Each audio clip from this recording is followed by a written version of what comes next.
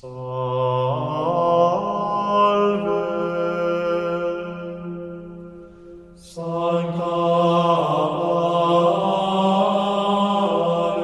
Alex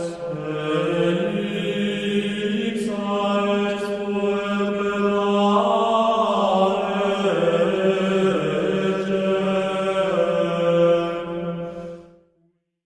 Fala, herege!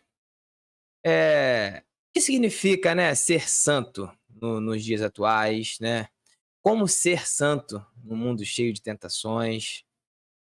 Como a Bíblia aborda esse assunto da santidade, né? Como a gente pode aplicar isso no nosso dia a dia? É sobre isso que a gente vai conversar hoje aqui.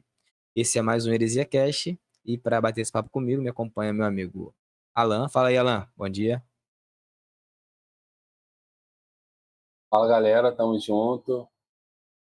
Segui a paz com todos e a santificação, sem a qual ninguém verá o Senhor. Hebreus 12:14. Amém. E, junto do Alan, meu amigo Natanael. Fala aí, Natan. Bom dia. Salve família, e eu começo nesse pique. No ano em que morreu o rei Uzias, eu vi também ao Senhor sentado sobre um alto sublime trono, e a cauda do seu manto enchia o templo. Serafins estavam por cima dele, cada um tinha 6 asas, com 2 cobriam seus rostos, e com 2 cobriam seus pés, e com 2 voavam, e clamavam uns aos outros, dizendo: Santo, Santo, Santo é o Senhor dos exércitos, e toda a terra está cheia da sua glória. Isaías 6, do verso 1 até o 3. E para fechar, vou ler Levítico 19:2, que diz: Fala a toda a congregação dos filhos de Israel e dize-lhes: Santos sereis, porque eu, o Senhor vosso Deus, sou santo. Mas antes de entrarmos nesse assunto, né, antes de nos aprofundarmos no assunto, eu quero pedir para você, o de sempre, primeiramente, curte o vídeo, beleza? Se inscreve no canal e clica aí no sininho para ativar, para você poder receber todas as notificações, beleza? O episódio está saindo aí de forma semanal e para você não perder, né? Quando a gente lançar um vídeo novo, você receba essa notificação aí, beleza? Então, pessoal, a primeira pergunta que eu acho que a gente pode começar conversando aqui é sobre o que é ser santo, né? O Alan, que é o cara da etimologia, vai saber dizer pra gente aí, né? Ou vai confirmar pra gente aí, né? Que ser santo, né, significa ser separado, não é isso? Ou eu tô errado? Tem a ver com separação, com consagração, afastado de coisas. Vou começar raso, né? Afastado de coisas ruins, de coisas pecaminosas. Beleza. Beleza. Então, ser santo é ser separado de coisas ruins, de coisas pecaminosas. E aí, Natan? É isso aí, Primeiro ser ponto. santo? Primeiro ponto, desigrejados podem falar de santidade, separação? Temos Acho que são os autonomia? melhores. A partir do Porque momento que a santidade não está atrelada com a igreja, porque certa feita o nosso amigo Matheus falou que alguém chegou e perguntou para a esposa dele sobre o podcast, né? Aí perguntou sobre o que era o podcast, né? No raso da palavra, disseram que o Heresia era um podcast sobre igrejas. Aí perguntaram se nós éramos da igreja, e ele falou que não, e ela questionou: ué, se eles não são da igreja, por que eles falam da igreja? Eu acho que quando somente a igreja fala da igreja, existe uma proteção da bolha, né? Então é necessário que alguns desigrejados falem também sobre a igreja. Concordo, a santidade é a separação, a santidade é estar fora do sistema, fora daquilo que se espera de um caráter cristão.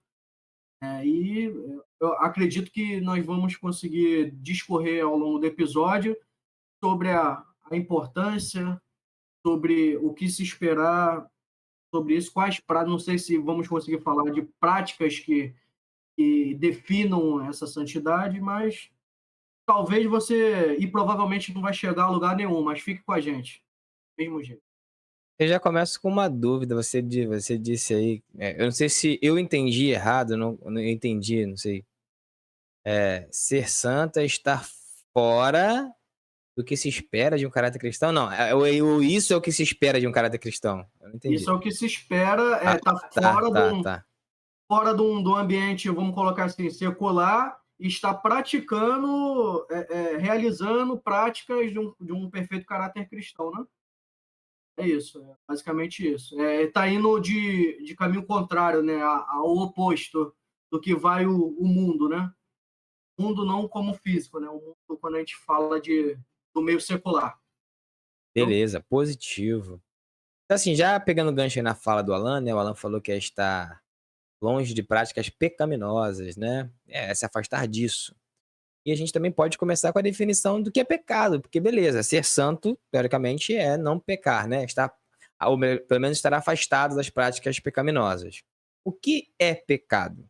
Eu acho que é importante a gente tentar, né, entender o que vem a ser o pecado para que a gente possa estar longe das práticas pecaminosas. Porque, beleza, a Bíblia ela dita sobre muitas práticas que são, né, vistas como pecado aos olhos de Deus. Mas o que é o Mas pecado em si?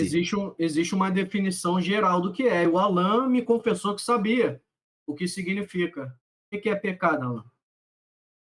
Então, eu sou papagaio, né? Eu vou repetir o que os estudiosos repetem. Eles usam a origem da palavra lá, se eu não me engano, é amartia, que é errar o alvo.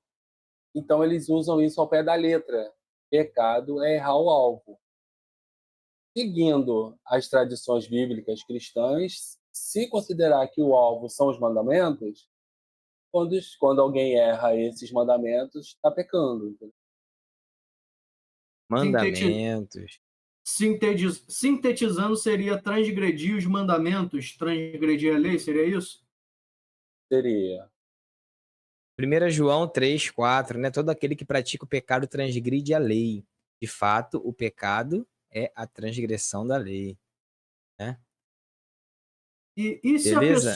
e se a pessoa não acredita nessa lei na Bíblia, então ela não comete pecado?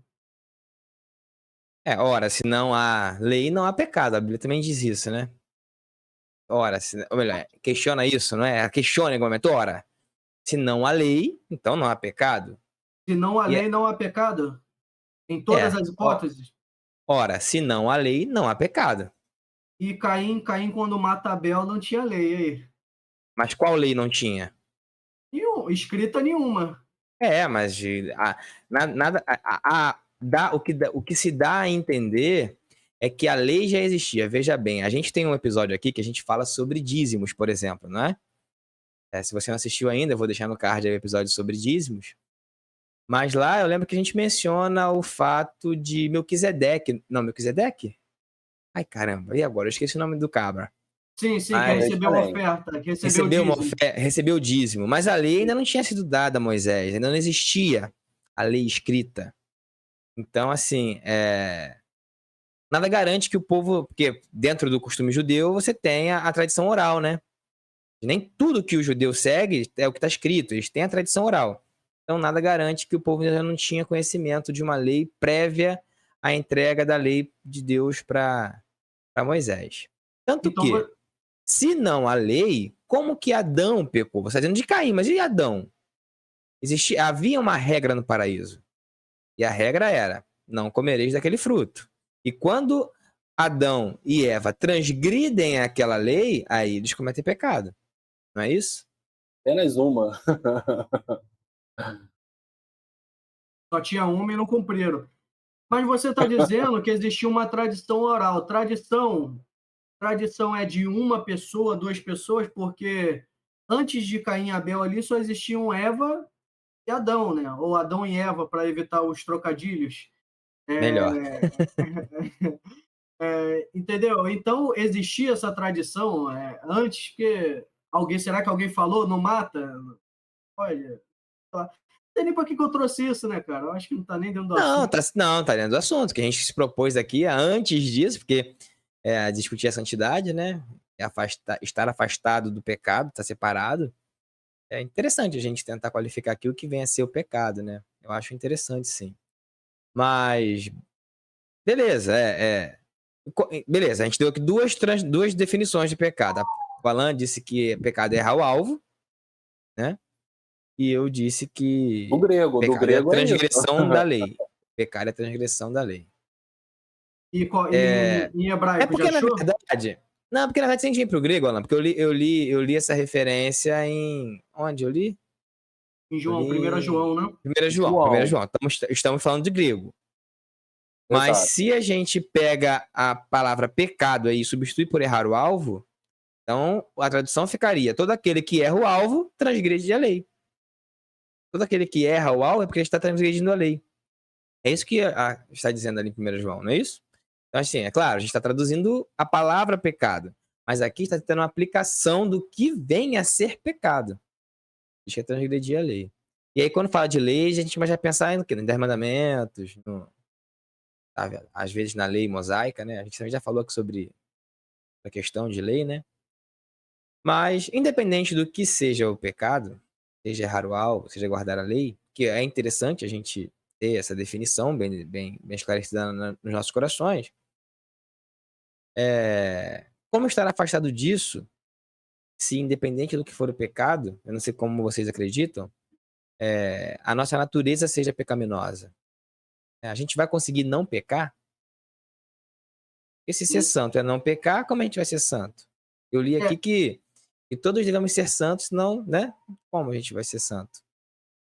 Eu acredito que enquanto seres humanos, antes da volta de Cristo, né, antes de termos os nossos corpos transformados, né, em corpos incorruptíveis, eu acho que é exatamente isso, a luta constante do cristão, do ser humano, enquanto vivo, é essa luta para se afastar dessas práticas, sabendo que em dado momento você vai cair, é inevitável, né? Porque a própria palavra diz que aquele que disser que não tem pecado já pecou, porque não tem como, né?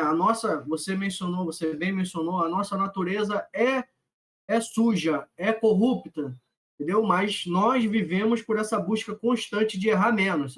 Eu acho que quem ganha um game é quem erra menos, não é quem não erra. É até impossível não errar. Então, tu errou menos, tu ganha, né? Eu penso num jogo aí que você é igual o GB, Perde entendeu? menos sangue. Tu começa com 100 e vai só perdendo, entendeu? Tu tiver ali pelo menos com, sei lá, com 85, tu vai pra glória, glória, glória, glória. É complicado também esse tipo de pensamento, cara, porque ainda assim há mérito, né? Há mérito no que errou menos do que errou mais. Se for Mas, por mérito, como mas a gente vai ser salvo por mérito? não, só errou menos porque Deus assim quis. Aí Não, porque eu até vi uma vez Mas o aí não vem Nicodemos justo? falando sobre isso, e ele fez analogia com um carro, né? Assim, um carro que quebra a cada quilômetro, problema. Agora, se você compra um carro e o carro quebra a cada 100 mil quilômetros, você ok, pô, eu rodei 100 mil quilômetros com o carro para ele apresentar um defeito. O que não pode é você comprar um carro que a cada 100 quilômetros apresenta um defeito. Ele fez essa analogia mais ou menos para dizer o seguinte: tá, nós vamos pecar. Obviamente nós vamos pecar. Mas que isso não seja o nosso modus operandi, o nosso dia a dia, né? A nossa prática diária. Mas ainda assim, pecaremos. Sim, E inevitavelmente. inevitavelmente pecaremos. E aí sim entra a nossa crença de salvação, que é pela fé, né? Ou melhor, pela fé e pela graça, obviamente. Tente não pecar e fale miseravelmente, porque é impossível. Mas você não, o grande problema é que algumas pessoas pensam, já que eu não consigo não pecar, para que eu vou estar tentando não pecar, né? Já que não tem jeito, mas não, essa luta é constante, é dia a dia, é noite a noite, é vida a vida, morte não, né? Morreu, acabou. Depois da morte segue-se o juízo, né? Mas enquanto você tiver com fôlego de vida, a tua luta vai ser essa, né? Nunca contra a carne e contra a sangue, né? Mas contra as potestades, porque não transgredir a lei de Deus tem a ver, claro, que com ações práticas, né? Palpáveis, o teu dia, o que tu faz, o que tu deixa de fazer, mas é uma grande batalha espiritual, pelo menos no meu entendimento, né? Porque a cada vez que o ser humano ele transgride a lei de Deus, eu vejo assim, ele se afasta um pouco de Deus. Eu acho que aquilo afeta o relacionamento, porque se você pensar no relacionamento de Deus com o homem, é algo assim, é algo que não dá para imaginar. E eu vou citar um exemplo. Lá na congregação de Israel, ainda no deserto, né, o povo foi questionar Moisés. Moisés, Deus só fala contigo? E o povo que queria o quê? Que Deus falasse diretamente com eles. E Moisés, quando leva esse questionamento para Deus, eu não lembro onde é que está o texto, depois a gente vai jogar aí. Deus fala assim para Moisés, ó, fala para o povo jejuar, se preparar e orar, que pela manhã eu falarei com eles. E diz o texto que o povo se preparou, jejuou, e eles estavam ao pé do monte, e quando a presença de Deus começa a se aproximar, o monte começa a se estremecer, vira um grande acontecimento, e o povo apavorado, porque a presença de Deus é santa, né? O povo, não, Moisés, deixe que Deus fale contigo e a gente te ouve, né? E se você parar para pensar sobre essa questão de santidade, Deus é tão santo que quando Moisés voltava, depois de ter aquele diálogo com Deus, a sua face reluzia. Então, a santidade, a santidade no relacionamento do homem com Deus é fundamental, né? A santidade e o processo de santificação que é contínuo. Tomara que eu não tenha me perdido, que o pessoal consiga entender todo esse apanhado aí. Às vezes eu me perco, eu me empolgo, mas eu acho que eu consegui manter dentro do assunto. Não, dentro do assunto, certamente, né? Certamente dentro do assunto. Assim, é nítido, né? É óbvio já que a Bíblia, ela do início ao fim, tanto nós citamos aqui versículos veterotestamentários, né? Você citou Isaías, eu citei Levítico. E se a gente for aqui, por exemplo, para E 1 o Alan, Pedro, e o Alan citou no Novo, em Hebreus. sim, aí a gente vai para 1 Pedro, ele vai dizer, mas como é santo aquele que vos chamou, sedes vós também santos em todo o vosso procedimento, porque está escrito, e aí ele faz referência ao que está escrito lá em Levítico, né? Sede santos porque eu sou santo. Então, o que Deus espera do cristão é que sejamos santos, porque ele é santo. Mas eu queria ler aqui agora também, quer ver? Eu vou lá para Coríntios, né? Coríntios, 1 Coríntios, 1 Coríntios 1.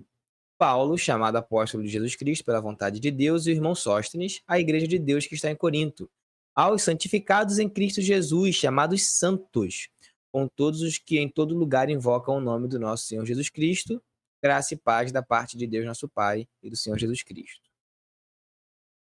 Paulo escreve uma carta à igreja de Corinto, e na saudação ele diz que a carta está sendo direcionada a todos os que foram santificados em Cristo Jesus, né? Chamando eles de santos, chamados santos. Só que no que prossegue a carta, né? E aí não dá para ler a carta inteira aqui, Paulo vai começar a descer a lenha nos caras, irmão. Vai começar a exortá-los com relação às coisas que estão erradas naquela comunidade, né? E dizer como as coisas deveriam ser na realidade. E ele desce a lenha mesmo a lá Paulo, como ele bem sabia fazer.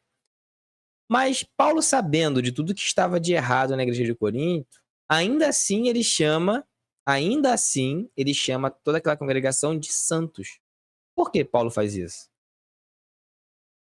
Lendo Porque aqui, eu fiquei com uma seguinte curiosidade aqui, ó. A igreja de Deus que está em Corinto, aos santificados em Cristo Jesus. Aí vim conferir aqui no Strong, no dicionário aqui, né? Não tenho o comentário, eu só estou lendo a tradução ao pé da letra. O significado da palavra santificados, que é de origem também derivado do rádios. Purificar por meio de expiação, livrar da culpa do pecado. Então, a gente vai fazer um paralelo ao sacrifício de Jesus na cruz, assim como era o sacrifício do Cordeiro no Antigo Testamento, e Perfeito. a pessoa ela se torna santa não por ela mesma.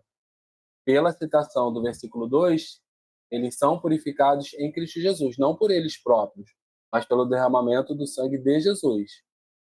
foram feitos santos, né, pelo sacrifício de Cristo. Exato, exato.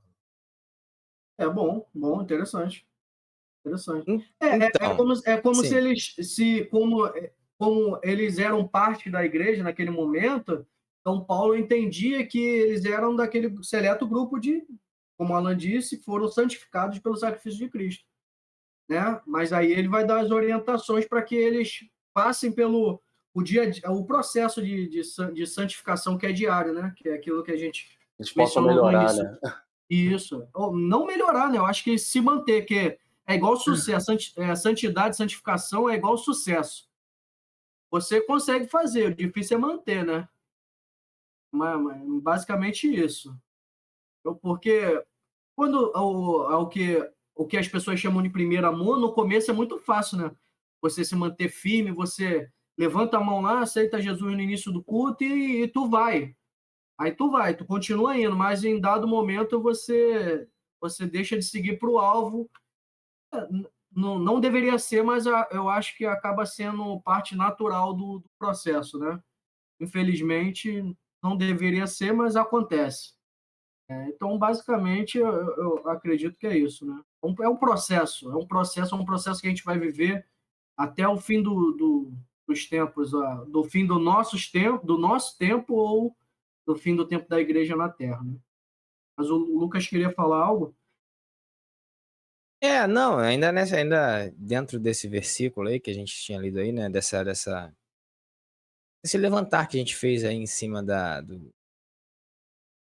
introdução da carta de Paulo aos Coríntios, né, à igreja de Corinto, porque haviam erros, né, naquela igreja. E Paulo estava literalmente escrevendo aquela carta com o intuito de repreensão, mas ainda assim ele chamou de santos. Por quê? Por mais que a gente tenha dito que é estar afastado do que é errado, né, a nossa natureza não permite que a gente consiga viver 100% afastado do que é errado. Mas então, o que eu queria perguntar para vocês em cima disso é o seguinte: então, é possível ser santo, deixar de ser santo? Eu sou santo, eu estou separado, e aí eu deixo de ser santo? Porque, pelo que Paulo está dizendo aqui, mesmo que os caras estivessem cometendo atrocidades ali, ele ainda os chama de santos. Então, uma vez salvos, uma vez crendo na obra de Jesus e sendo, pela expiação, santificados, assim como o Alan bem trouxe, por mais que estejamos no erro, né, vamos dizer assim de forma bem rasa, a gente continua sendo santo? A gente ainda verá a Deus? É, se- é, será que Paulo é mais ou menos que ele é, talvez, ou não sei se eu vou viajar na maionese? Vai lá. Será que não é tipo assim, ele acreditava que. Não é isso, não. Eu tô com a ideia aqui na cabeça, não tô conseguindo formular. Tipo assim, você faz parte, você tá na igreja, você tá separado, ou sei lá, Paulo não queria assustar eles, é difícil. Isso, eu É, não tô conseguindo colocar o que tá na minha cabeça. Vai indo aí que de repente eu vou pensar. De repente um incentivo, né? Não sei, não queria assustar eles, estava fazendo tanta merda. E aí mentira, no talvez. caso, né? Chamou de santos sem eles serem. Isso aí. Tipo assim, para não chegar, eu sou endemoniado. Ó, vocês são santos. Tipo, Abençoado. abençoado, isso aí. Entendeu? Não, então foi irônico, né? Não, eu não acredito que Foi, seja exatamente isso, não. Eu acho é uma que. ironia. É porque a ideia realmente é essa, cara. Se a gente for esperar aqui. Porque. Por que eu gostei de cair nesse assunto? Porque quando a gente fala de santidade, parece, né? Pelo menos aos olhos de quem tá fora, parece uma coisa piegas, né? Pô, acho que o cara vai ser santo é porque o cara vai ser irrepreensível. Quando a gente diz eu sou santo, a pessoa vai ficar assustada quando você disser que você é santo. Porque ela, pô, ainda mais se for uma pessoa que te conhece. Entendeu? Porque ela vai dizer, pera aí, eu te conheço, cara. Você dá vacilo. Tu dá vacilo. Como é que você tá dizendo que você é santo? Né? Então a ideia, eu acho que é essa. É dizer o seguinte, ser santo não quer dizer com não, nunca pecar. Porque aí a gente cai naquela questão lá que a gente falou no último episódio, né? A gente teve um episódio aí analisando aquela música, né, da Aimee, falando sobre a música, o nome da Evangelho de música é fariseu. Evangelho dos Fariseus, né? O episódio ficou muito Essa é bom. essa é a característica do fariseu, né, cara? É, se achar irrepreensível, né? Se achar irrepreensível por seguir estritamente a lei, por seguir estritamente a lei. E lá mesmo em Mateus, deixa eu ver se eu acho rapidinho aqui. Mateus 23, não é? Fala Acho dos que é isso. fariseus. É Mateus 23, porque Jesus vai dizer: ai de vós, fariseus, escribas de fariseus hipócritas, pois que dizimais a hortelã, o endro, o cominho, né? E desprezais o mais importante da lei, o juízo, misericórdia e a fé. Deveis, porém, fazer estas coisas e não omitir aquelas. Cara, eu acho esse texto tão fascinante, por quê? Ele não está criticando os fariseus por seguirem a lei. Não é essa a crítica. Ele chama os fariseus e os escribas de hipócritas. Por quê? Eles seguem uma parte da lei e não outra. Ele diz assim: vocês dão dízimo do detalhe, que é essa das ervas, né? Que é a hortelã, o endro e o cominho. Mas vocês desprezam o que tem na lei de mais importante, que é o juízo, a misericórdia e a fé. Então, existem regras que nós temos que seguir. Nós, não vou dizer nós enquanto igreja, porque nós, tirando o Alan aqui, nós somos desigrejados. Mas nós, enquanto cristãos, enquanto igreja de Cristo, existem sim, tá? Eu acho que é isso, não tem pra onde correr. Existem regras, existem coisas que não se devem fazer. Não se devem. Mas o mais importante dessas coisas é isso. O mais Mas na, importante dessas coisas é a misericórdia, a fé e o juízo.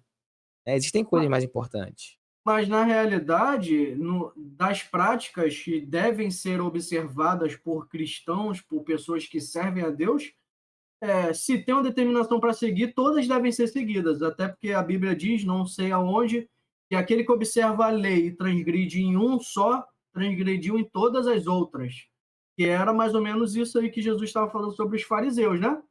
Dava dízimo, que era algo que deveria ser observado, mas não praticavam a misericórdia. Quero trazer um ponto aqui, aproveitando, antes que eu esqueça. A gente está tentando entender, né, essa questão de santidade que Paulo falou, por mais que a igreja estava errada, chamou ele de santos.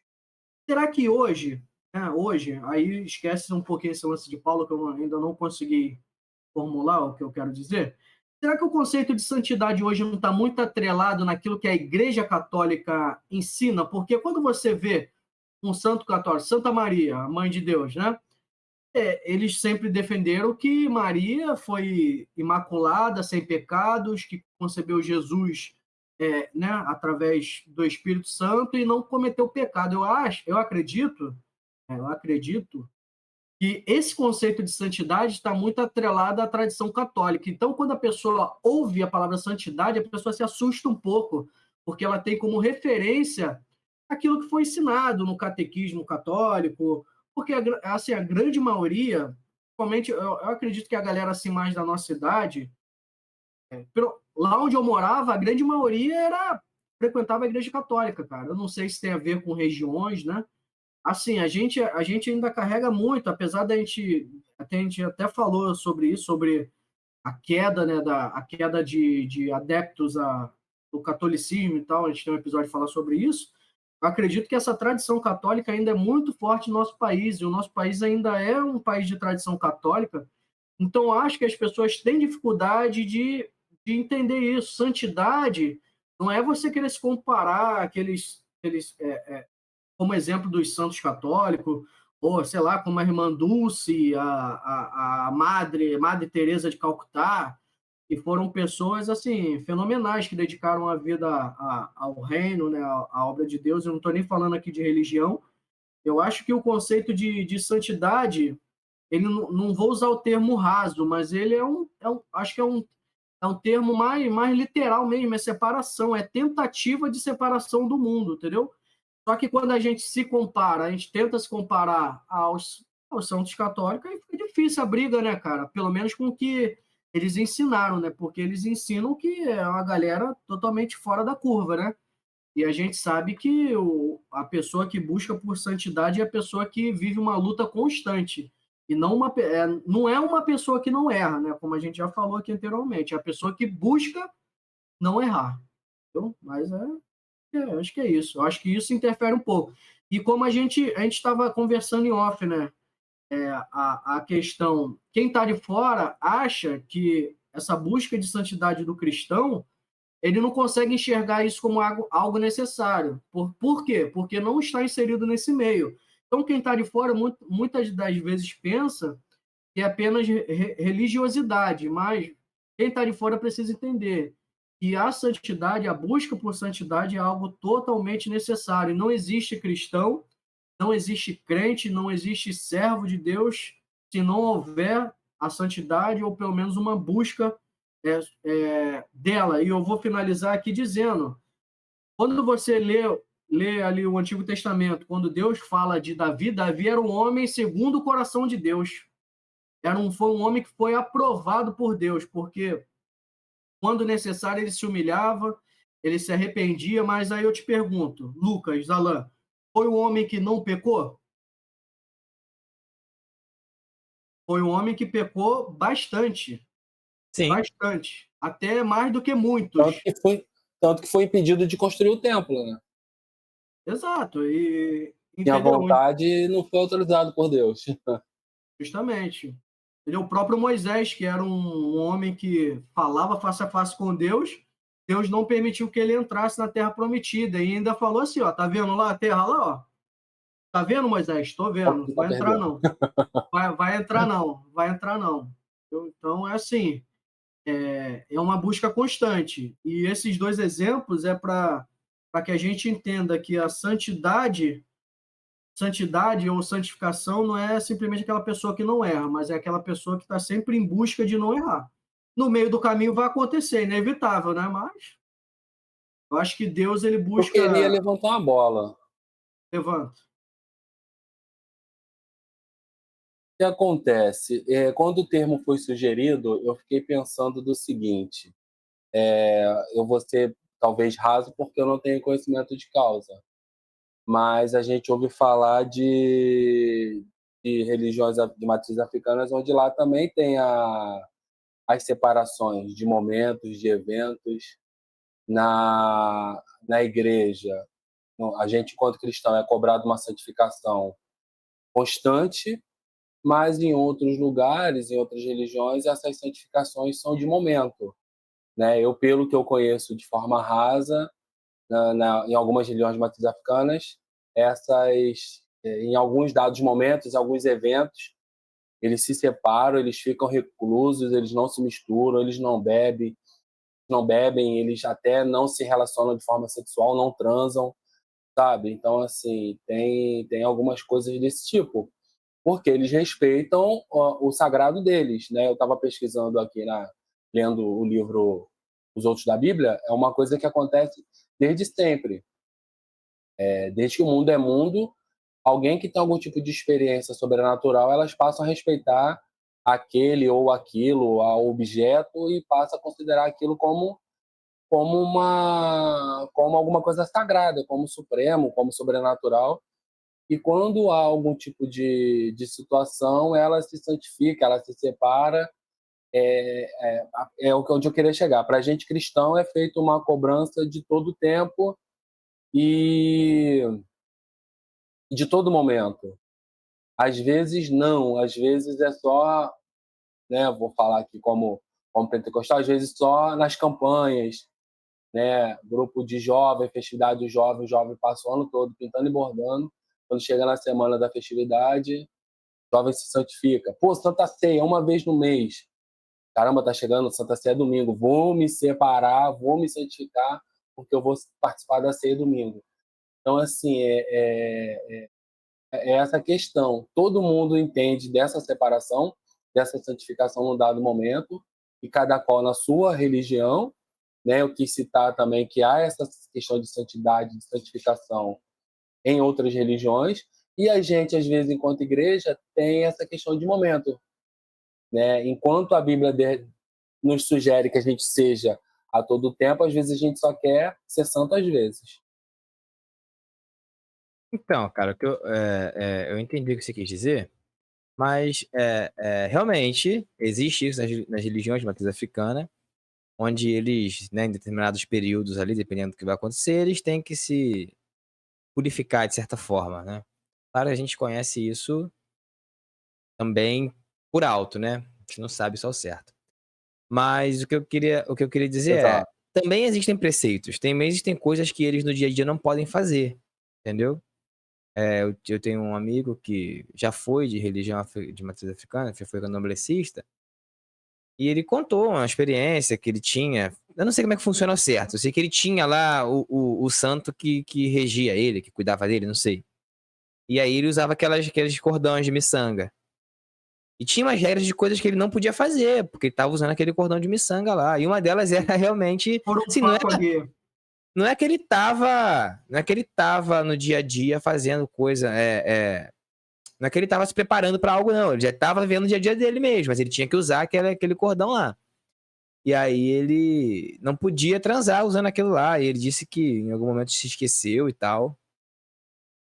E o cordão arrebentou, estourou. Ele contou um relato parecido assim. Eu acho que até tem um filme que fala alguma coisa sobre isso, não sei. Cidade de Deus. Tem alguma coisa assim, não tem nesse filme? Tem, Então, no ele caso, me. quando o Zé Pequeno vai lá falar com o pai de santo, ele muda o nome dele, né? Vosso Você agora não é mais Dadinho, Vosso Você é Zé Pequeno. Aí fala, Vosso Você não pode furufar com a guia, senão Vosso Você vai morrer. Essa é a cena, né, lá do Ah, filme. sim. Entendi. Eu não tava lembrando qual era o filme. Mas enfim, ele me contou esse relato. Ele não morreu, ele só teve uma sensação lá estranha e a guia arrebentou, né? Mas o que eu quero dizer com isso? Também existem coisas que eles não devem fazer no dia a dia, né? Então, assim. Mas a gente trazendo pra gente, sim, em alguns momentos, em certos momentos, como ela também citou aqui no começo, era exigido até por parte da parte do próprio Deus uma preparação diferente, né? Quando Deus ia falar com o povo, né, ele exigiu o quê? Preparação, jejum, oração. E nós já conversamos aqui no episódio, não foi o último, né? Foi o episódio sobre escatologia. Em algum momento a gente conversa sobre o que é o verdadeiro jejum, qual é a preparação para o verdadeiro jejum, né? Então, assim, existe sim momentos em que Deus espera de nós uma preparação, como é que eu posso dizer? Mais, mais específica, talvez. Mas também espera de nós uma santificação diária, porque aqui, eu vou ler aqui o quê? 1 Tessalonicenses. Porque esta é a vontade de Deus, a vossa santificação. Qual é a vontade de Deus? A nossa santificação. Que vem a ser o quê? 2 pontos. Que vos abstenhais da prostituição, que cada um de vós saiba possuir o seu vaso em santificação e honra. Tá? E aqui em Tessalonicenses ainda. E o mesmo Deus de paz vos santifique em tudo, em todo o vosso espírito e alma e corpo. Sejam plenamente conservados, irrepreensíveis para a vinda do nosso Senhor Jesus Cristo. Em vários momentos, a Bíblia deixa claro que o nosso dia a dia tem que ser de santificação. E é claro que isso toma vários níveis e aspectos, né? Aqui, por exemplo, no primeiro versículo que eu li, ele diz que nós temos que nos abster da prostituição, né? Que sabemos possuir nosso vaso. Em outros pontos, vai citar outros exemplos de santificação, de separação. Mas então, assim, a Bíblia diz que nós devemos estar a todo momento nos preparando para a vinda de Cristo. Como? Em santidade, em santificação, em separação. Então, a gente não pode cair nessa questão de assim, eu vou pecar. Invariavelmente eu vou pecar, é minha natureza. Mas não, a nossa busca diária tem que ser de separação.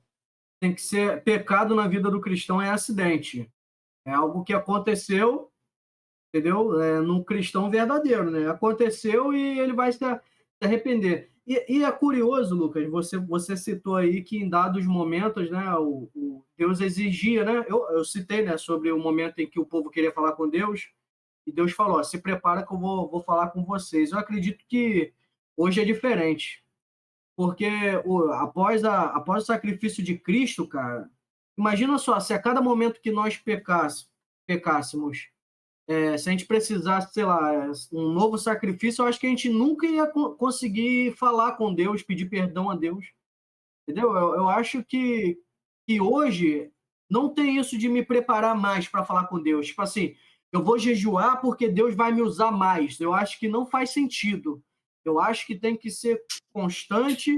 eu acho que essa busca tem que ser realmente dia a dia, até pelo exemplo de que Paulo ele fala o seguinte, ó, sejais meus imitadores, assim como eu fui de Cristo. E qual era o dia a dia de Jesus? Era uma vida reta, uma vida sem erro. E assim, eu não estou falando que a gente tem que ser Jesus, não. A gente tem que prezar por realizar as práticas que ele realizava, entendeu? Porque quando tu volta um pouco, até lá na época quando existia templo ainda, pô, pensa, aconteceu um evento, eu acho que era uma vez por ano, né, que o sacerdote adentrava ao Santo dos Santos. Era uma preparação totalmente diferente, até porque eu não sei onde é que eu li isso, cara, mas se eu não me engano, a veste do sacerdote ela era carregada, né, com alguns sinos, né? E todo sacerdote, quando ia participar desse turno, ele tinha que ir amarrado com a corda na cintura, porque se por acaso ele tivesse cometido algum pecado, Deus ali, né, ele morreria, culminaria, aí quem estava de fora não ia ouvir o sino, aí puxava só o corpo dele. Eu li isso em algum lugar, cara, Sim, mas sim, isso aí mesmo. enfim. Então hoje é totalmente diferente, cara. Eu não acredito que Deus mate simplesmente pelo pecado, porque Deus ele não tem prazer na morte do ímpio. Existe um texto que eu vou citando aleatoriamente, depois o Lucas se vira para achar, né? Entendeu? Tá bom. Não, Faz parte. esse tem mesmo, esse tu vai achar rápido. Então Deus ele não quer matar todo mundo, entendeu? Até porque quem vai ser salvo já está definido. Mas esse é Eita, aí o assunto cara pra, vai. assunto pra, eu vou deixar aí no ar para a gente, de repente, falar num próximo episódio sobre isso.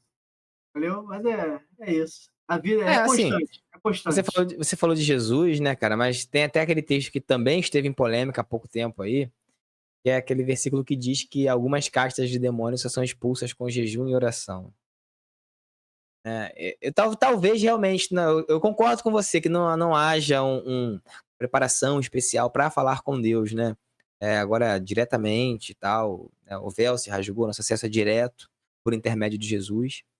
Mas eu acho que quando ele quer dizer de se preparar, de estar em jejum e oração, tem a ver com a pessoa estar mais atenta, mais próxima, mais dedicada, porque o jejum verdadeiro é esse, né? Não é simplesmente se abster de se alimentar, de comer. É estar ali ligado. Então, a pessoa, obviamente, que uma pessoa que jejua e que ora, porque a gente pensa muito no jejum, né? Mas ele também tá atrelado à oração. O jejum geralmente vem atrelado à oração, né? Por quê? Quer dizer proximidade, quer dizer estar em contato, pelo menos assim que eu enxergo. É, é, Mas, então assim, claro, por isso que eu digo assim, se você, o Alan citou aí, né, dos eventos, ou você, não lembro, vai ter um culto dos jovens, aí o jovem se prepara. O erro tá aí. Tá em o jovem viver uma vida onde ele não busca a santidade cotidianamente e achar que só ficar sem tomar café e assistir televisão por 7 dias vai fazer ele estar preparado. Porque eu entendo isso assim, porque nesse ponto a ideia é essa, né? É conseguir outros jovens, não é isso que você falou no outro episódio? O objetivo de um culto jovem é tentar alcançar outros jovens. Beleza. Então, Dizer há uma uma coisa, guerra espiritual, há uma batalha espiritual. Então, acredito que deva haver preparação melhor, mas que isso não deve ser exclusivamente para o evento. Uma busca por separação tem que ser cotidiano, como a Bíblia deixa bem claro. A Bíblia deixa bem claro isso. cara, e assim, se realmente falar com Deus exigisse, aí eu estou falando de conversar com Deus, aquele célebre momento de oração, porque as pessoas acham que falar com Deus é algo mirabolante. Falar com Deus é simplesmente você se colocar com seu coração e falar no teu pensamento, né? Falar em voz alta, se quando possível, né? Se você não for mudo, né? Conforme corte gerado em outra ocasião. Que acontece? As pessoas acham que é algo Ih, rapaz, mirabolante, cara. E conforme eu acho que não, ele porque foi, se né? fosse algo Deus mirabolante levou falar com consigo. Deus, a Mas pessoa, eu não acredito que seja vou citar exatamente esse isso termo, mas não mesmo. estou me referindo à pessoa, mas o Falar com Deus é prostituto. cotidiano. Opa, voltou. Não, voltei? Tipo assim, porque falar com Deus é algo mais simples do que as pessoas imaginam. Não que não deva existir reverência quanto a isso. Eu não estou banalizando. Mas eu estou dizendo o seguinte: se você cometeu algo, se arrependeu, Senhor, misericórdia de mim. Misericórdia de mim. É algo simples e não requer muita coisa. Às vezes, existem pessoas, cara, que eu vivi momentos como esse, de estar assim, vivendo situações e eu parar, eu e Deus, e Senhor, me orienta, me ajuda a seguir, me ajuda a continuar, entendeu? Cometi algo errado e, Senhor, pô, mas por que que eu fiz isso? Por que eu me aborreci? Por que que eu gritei? Por que eu errei? Então, assim, eu acredito que a chave para você poder falar com Deus é um coração contrito, é um coração arrependido. Eu acho que, por mais que nós sejamos seres errantes, errei, me arrependi, reconheço esse erro, eu posso chegar e conversar com Deus. Assim, para não perder a deixa, que vocês falaram aí sobre preparações especiais, específicas para culto, eu lembro de estar numa mini vigília em certa ocasião e está acontecendo um grande mover a lá pentecostal, a lá que a gente conhece, né, naquele speak, e o pastor com o microfone na mão falar, ó, esse mover aqui só está acontecendo porque eu fiz um jejum de 12 horas e porque eu estou orando desde as 18 horas aqui de joelho. Ou seja, todo aquele movimento, é real isso, todo aquele movimento que estava acontecendo ali não era pela graça de Deus, misericórdia de Deus, era porque Porque ele, ele ele era o bonzão que orava e jejuava, entendeu? Então, isso não existe. Deus faz porque ele quer, na hora que ele quer, e Deus usa as coisas loucas para confundir as sábias. É assim que funciona. Entendeu? Não adianta a gente querer robotizar o processo. Tipo assim, eu faço isso para Deus fazer aquilo. Isso não existe. Tudo que acontece no reino basicamente não. Tudo que acontece no reino é simplesmente porque Deus assim quer e essa é a vontade dele. Tá? Acho que é isso. Concluir o que eu tô querendo dizer. Eu falei para depois não esquecer, entendeu? não, beleza, claro, se depois guardar para depois a gente esquece. E então ainda assim no tema, né, santidade, a gente chegou a falar aqui em algum momento que pode parecer estranho aos olhos de quem está de fora, né, a gente falar de santidade porque a pessoa nos conhece, né, o que ser santo. Você não é santo, você vacila. E a gente também, em certos pontos aqui, falou sobre lei, sobre seguir lei, né, beleza. O que eu quero perguntar é o seguinte, né, falando sobre pecado, que pecado tem a ver com a lei. Tanta coisa já foi taxada como pecado, já foi taxado como pecado, e meio que deixou de ser, né? Tem até um episódio que a gente gravou aqui sobre isso, sobre coisas que já foram proibidas na igreja, ditas como pecado. Então, por exemplo, uma pessoa. Hoje em dia a igreja é muito mais permissiva com relação à tatuagem. É isso?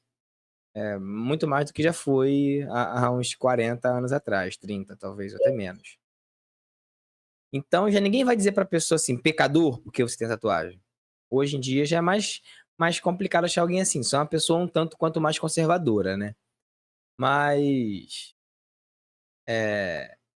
vocês acham que vão ter pessoas que, à sua época, eram taxadas como pecadoras, mas por causa desses dessas taxações que a igreja fazia? Você alcançou onde eu quis chegar? Porque, muitas das regras que a gente segue, do que se pode e não se pode fazer, tem a ver com a interpretação que se faz, né, da aplicação que se faz da leitura bíblica. Então, por muitos anos, tatuagem foi pecado, biblicamente embasado. Agora não, já não é mais pecado tatuagem com todo esse embasamento bíblico, porque aí tem um monte de condições, de condicionais, né. Então, eu não sei se eu fui claro, se eu consegui me fazer entender nessa pergunta. Até que ponto o que, a religião determina como sendo errado, influencia na nossa perspectiva, no nosso conceito de santificação. Porque às vezes a gente cai nisso, cai lá no Mateus 23:23. A gente vai começar a se atentar para coisas que deveras nem são tão importantes para nossa ou não são importantes, né, para nossa santificação e deixar de lado coisas que sim são importantes para nossa santificação. Que é como Jesus diz, que é o juízo e outras coisas, né? Então, até que ponto vocês acham que as os nossos usos e costumes influenciam na busca por uma santificação, por uma santidade? Você está falando de igreja, então a régua vai ser a igreja, né? Não tem jeito, é o que a É, isso igreja aí. fala. Só que, por quê? Quem na maioria dos casos carrega a Bíblia, carrega a palavra, carrega a doutrina é a igreja, cara. Então, inevitavelmente, essa vai ser a régua. Só que, realmente, né, como eu acho que a gente não se deu conta, mas o Ed Redekiewicz, ele só falou algo que já acontece há algum tempo, né? De tempos em tempos a Bíblia ela vai sendo atualizada, né? Porque antes podia, hoje não pode. E a tendência é essa, né? Hoje em dia o Ah, pessoal, sim. hoje em dia o pessoal consegue achar texto bíblico até para validar igrejas homossexuais, né? Sim. Isso E aí, é aí que a gente cai no problema, né? Aí a gente cai no problema do atualizar a Bíblia, né? Até tem que ser uma coisa coerente, né? Por exemplo, há pouco tempo teve. Claro, não tem a ver muito com o assunto, mas para pegar o gancho do assunto aí, não tem a ver com o tema, né? Mas pegar o gancho do assunto que você pôs aí com relação à atualização, tá sendo lançada uma nova NVI, né? não estou sabendo. Vai sair uma nova tradução da Bíblia aí. É uma NVI nova, né? Uma nova NVI. É E NNVI, né? tipo, NNVI, uma nova versão internacional, né? Uma NNVI, isso aí. Aí o que acontece? Lá naquele texto onde fala sobre a mulher ser ajudadora, auxiliadora do homem, agora, cara, nessa tradução da Bíblia vai aparecer como aliada a alguma coisa. Mudou de ajudadora para aliada. E aí pode parecer militância, cara. Pode parecer militância, né? Porque, poxa, é para não botar a mulher num papel que se pareça submisso ou inferior ao do homem. Mas se você pega, aí a gente dá uma de Alana, a gente pega lá a palavra no grego e realmente talvez a tradução mais apropriada seja mesmo aliada. Porque a mesma, que é Ézer, até lembrei aqui, é Ézer, né? A palavra do grego é Ézer. Do grego não, do hebraico, né? É Ézer. E aí a gente lembra o quê? De Ebenezer, de Eliezer, nomes, né, que terminam com Ézer. Então Ebenezer quer dizer Deus ajudando. Então, mas Deus não tá.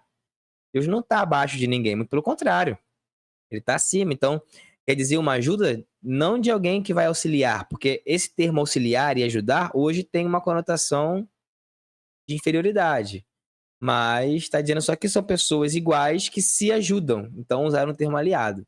Então, assim, havendo uma plausibilidade, né? Não sei se essa palavra existe, sendo plausível a mudança, eu acho super válido. Agora, você atualizar simplesmente para adequar o que está escrito ao que você quer, às suas vontades, aí sim se torna complicado. Então, essa fala do René Kivitz tem que ser bem analisada direitinho, porque é difícil de entender a intenção do coração dele, né? O que ele tá querendo dizer com aquilo que ele falou. Mas É, vamos voltar pro tema aqui, né? não, eu acho que não saiu não, cara. Eu acho que não saiu do tema, não. Eu penso o seguinte, eu só fico preocupado de como a igreja ela vai se portar com isso, né? Porque, assim, toda mudança ela causa problemas, né? E a igreja, ela é muito, de maneira geral, ela é muito despreparada com a parte de estudo, né? Então, como também a igreja vai lidar com isso, né? Qual membro aí comum de igreja, né? Eu não falo isso, né, para desmerecer ninguém, mas aquele membro que não fez o seminário, que não estudou, qual membro que está preocupado com isso, né? Ele vai ser influenciado pelo que a igreja acredita, né? Então, assim, é difícil saber com- com- como que a igreja vai receber certas mudanças, né? Assim, o conselho é para que as pessoas, de maneira geral, busquem cada dia mais conhecimento, estudo. Só toma cuidado porque a letra mata, entendeu? Então, assim, não tô brincando, a letra não mata, assim, um estudo é sempre importante, assim, tinha um termo que eu usava, termo que eu usava sobre estar com a Bíblia na mão. Depois eu lembro, enfim, a pessoa que é dedicada à palavra, ela não vai se enganar por ninguém, né? Então, assim, fique de olho nessas atualizações da Bíblia aí, fique atento, né? Faça a sua devocional, busque o seu conhecimento. Uma regra para hermenêutica que eu aprendi no seminário sempre foi o seguinte, cara. Pegou o texto, analisou. Aquele texto está dentro do caráter de Deus? Perfeito. Se de alguma maneira, na interpretação de um texto, você acreditar, se você achar que isso está ferindo o caráter de Deus, e isso atribuindo sentimentos humanos a Deus que não existe, né? Mas, enfim, se você acha que não condiz com o que Deus faria, com o que Deus acha certo, porque querendo ou não, a gente já está há tanto tempo aí na caminhada, a gente tem uma ideia, pelo menos uma ideia daquilo que seria certo aos olhos de Deus ou não. Entendeu? Então, eu sempre carrego essa regra de hermenêutica, né? De interpretação. Eu recebo o texto, eu vou analisar, condiz com o que eu sei, com o que eu aprendi de Deus? Se condiz, é válido. Se não condiz, você analisa direitinho aí, que pode ser um cavalo de Troia aí, né? Se apresentando como um belo presente, pode ser armadilha. Acredito nisso, né? Enfim. Beleza, Natan, beleza, Alan. A gente veio até aqui, já conversamos sobre o que é ciência e santidade, o que é pecado, falamos um pouco sobre lei, né? Sobre seguir lei, não seguir a lei. Até tocamos aqui um pouco no assunto da doutrina, dos usos e costumes, como isso influencia nossa perspectiva de santidade. Mas agora eu queria ouvir de vocês dois, cara. Como a gente, enquanto pessoas que buscam a santidade, o que nós devemos fazer nessa busca pela santidade? Como é buscar? Tá, beleza. Eu quero. Tá, eu entendi pela Bíblia que eu tenho que ser santo, né? Ficou bem claro que não só em ocasiões específicas, mas sim no meu dia a dia, eu preciso ser, né, santo, eu preciso buscar a santidade. Como fazer isso? Alan? Eu tô com uma problemática aqui no meu áudio por aqui, mas eu vou tentar até ser rápido e usando uma referência que eu acredito que alguns vão. Não, Seu tá áudio tá legal? bem bom, cara. Prossegue, Muito seu bom. áudio tá ótimo. Não vem Hã? de ser rápido, não. Seu 10 áudio minutos tá aí, ótimo. 10 minutos aí, pelo O que Ótimo. menos. acontece? A gente sabe sobre pecado e a gente sabe sobre iniquidade. Então, eu quero citar aqui um filme dos anos, sei lá, 80 e 90, que eram os Gremlins. Né? Daquilo que eu lembro, os Gremlins eles eram uns bonequinhos fofinhos, Só ele uns, lembra, mano. uns ursinhos fofinhos. Então, a galera dá um Google aí. Eram ursinhos fofinhos e bonitinhos, que se molhasse, eles viravam uns monstrinhos. Então a gente tem o nosso pecado, que talvez a gente vai dar. Cara, isso é um tema para muitas horas, né? A gente tem o nosso pecado original. E a gente não vai se libertar dele, vai nos conduzir a algumas falhas e tal. Mas a gente já falou aqui sobre pecados recorrentes, pecados repetidos. E se a gente criar esses pecados, criar, que eu falo, criar, cuidar e repetir, esse carro quebrar de 100 metros, vira uma iniquidade. E a Bíblia também critica muito essa questão da iniquidade. Quando daquilo que a gente entende é quando o pecado ele passa a ser uma iniquidade. E quando ele vira iniquidade já é uma parada bem mais pesada. Então que a gente evite os pequenos pecados. Pequenos é um uso muito errado do que eu estou dizendo, porque não tem pecado pequeno e não tem pecado grande. O cara que mente e o cara que é homicida, o errado da mesma forma, né? Mas que a gente não cultive os nossos pecadinhos, os nossos pequenos pecados e transforme isso numa grande árvore. Que a gente cuide dessa forma, que a gente evite, que a gente se esforce, né? Que a gente minimize essas questões de pecado, entendeu? E no fundo, quem está nos assistindo sabe qual é e quais são, entendeu? Tem pecado do corpo, tem pecado fora do corpo. Dependendo do engajamento da galera, a gente pode tirar um episódio aí só para falar do que é pecado, entendeu? Vai depender do engajamento da galera aí. É uma boa, né? No caso do Alan, não do que é pecado. O que é pecado a gente já definiu, mas você quer citar exemplos de pecado, né? Que é diferente. Cara, eu acho o seguinte, eu acho que eu vou parafrasear, né? Vou falar igual o Lucas, igual um viadinho, igual o Lucas. Vou parafrasear, Ué, cara, que preconceito é esse? vou parafrasear a frase do professor Tito Santos, né? Que é da aula de Carreira e Futuro que eu tô assistindo na faculdade. Ele fala o seguinte: o menor dos problemas é o primeiro. Então, pegando o gancho do que o Alan falou, eu acho que tudo tem um início, né? Tudo começa assim e ele vai tomando proporções maiores. Então, eu acho que os pequenos erros devem ser tratados e isso vai fazer com que você se torne uma pessoa melhor. As pequenas falhas vão ocorrer. Algo que eu sempre falei foi o seguinte: o crente peca. A frase é lá pentecostal. O crente peca e o ímpio vive no pecado, né? No grosso da palavra, sem muita firula. Então, assim, galera, eu acho que errou. Busque consertar isso. Você vai falhar ao longo da tua caminhada, entendeu? Deus não vai te excluir do plano que ele tem para você por causa disso, entendeu? Mas isso não realmente, como ela falou, não pode ser uma constância.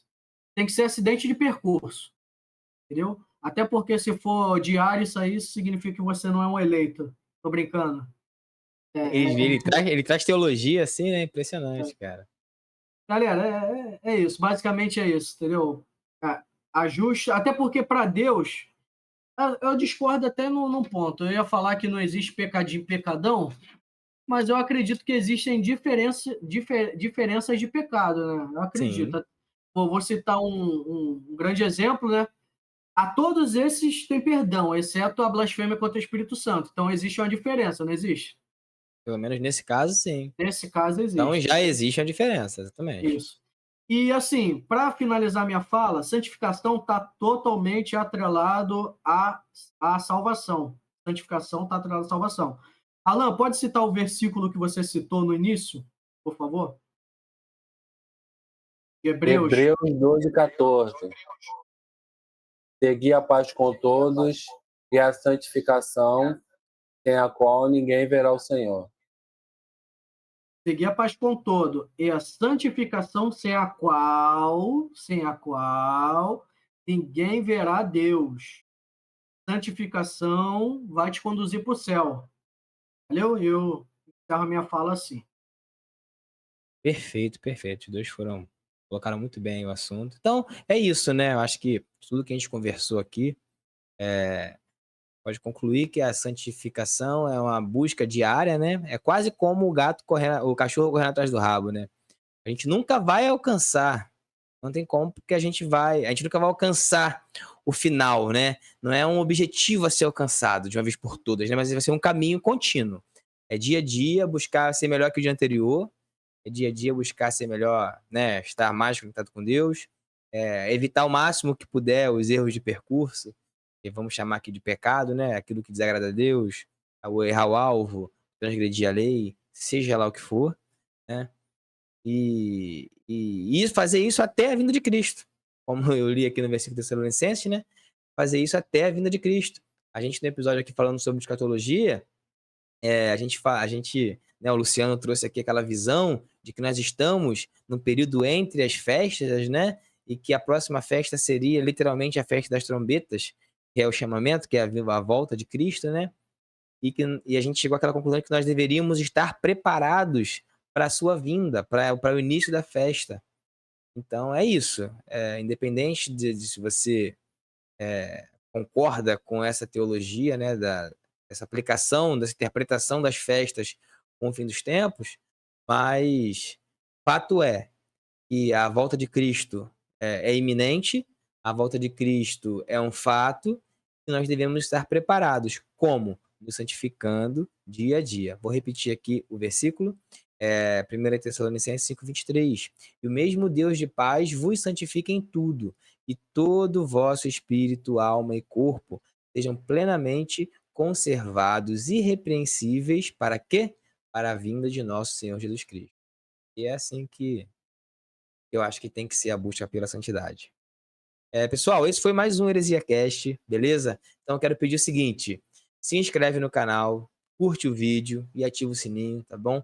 Para você não perder nenhuma notificação, beleza?